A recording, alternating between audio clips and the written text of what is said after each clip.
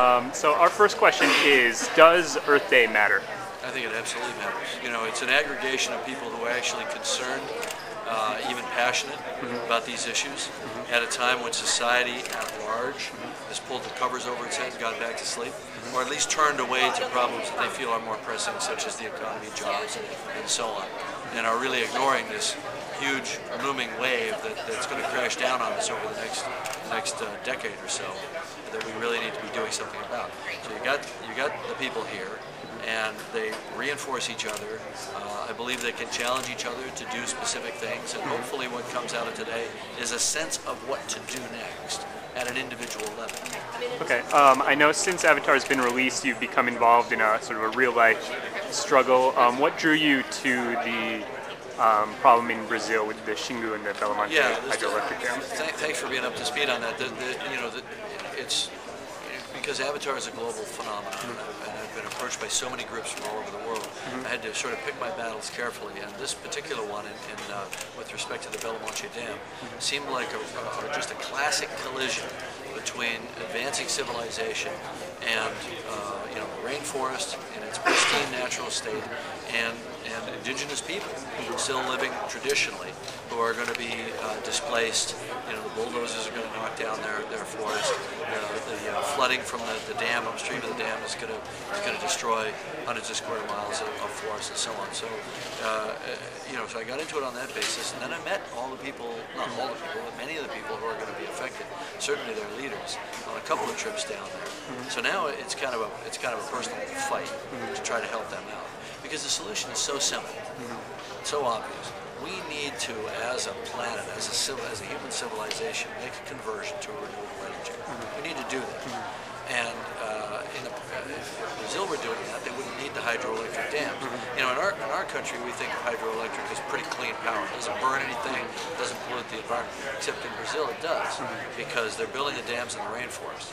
And when they flood upstream, it takes out, eventually, with the 60 dams they have in mind, they're going to take out tens of thousands of square miles of rainforest, and that releases all the carbon that the trees have sequestered over time. You talk about what's a carbon sequestration technology, something that takes carbon dioxide out of the air and aggregates and puts it into the ground.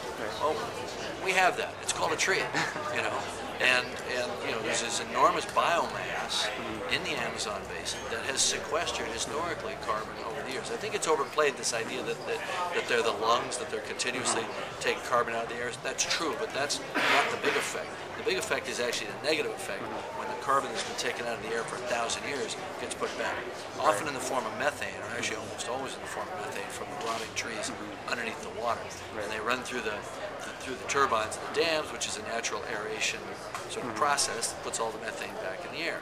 And I'm sure your viewership knows that methane is a very potent greenhouse gas, much more effective at warming than CO2.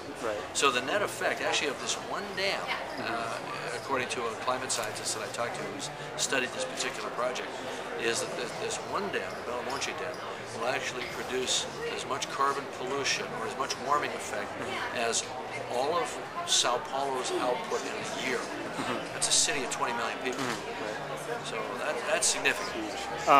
So in Brazil, we see a conflict over resources, but in many ways it's two disagreeing worldviews, and we see this all over the world, from the oil sands to coal country. It's a clash of paradigms, and it needs to be resolved.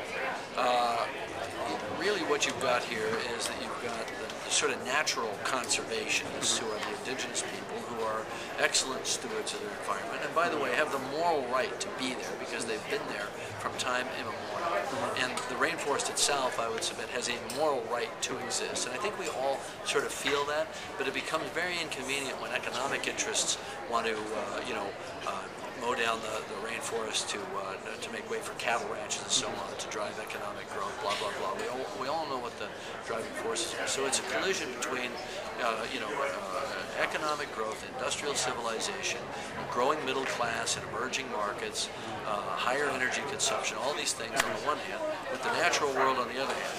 which is essentially defenseless, the natural world itself. Now, the indigenous people are not defenseless. They are actually quite aware of these problems and want to have a dialogue and even go to legal action. The problem is, in Brazil specifically, and in Canada as well, the government's just not listening to them. So what can we do to sort of resolve these two different valuations? Well, I think one thing is we collectively in sort of technological civilization need to learn from the indigenous people, or relearn what we've lost, which is a respect for nature, and we need to curb that sense of entitlement, that all of those resources are there, all of that nature is there just for us to take and do with what we want, or destroy even if we choose to do that. It's not our right to do that. So we need to absorb some of their ancient wisdom. We need to respect their rights, and we need to curb our sense that limitless growth is the answer to the future. Limitless growth is a recipe for disaster. It's worked so far. No one can deny that. We're sitting here in the U.S. in the biggest, most vigorous economy in the world, notwithstanding the recession. And China's coming up fast. India's coming up fast. Nobody can argue that it hasn't worked historically. But the scientists will tell us that it's a doomed paradigm. We need to embrace the fact that it's a doomed paradigm, and we need to change before it's too late.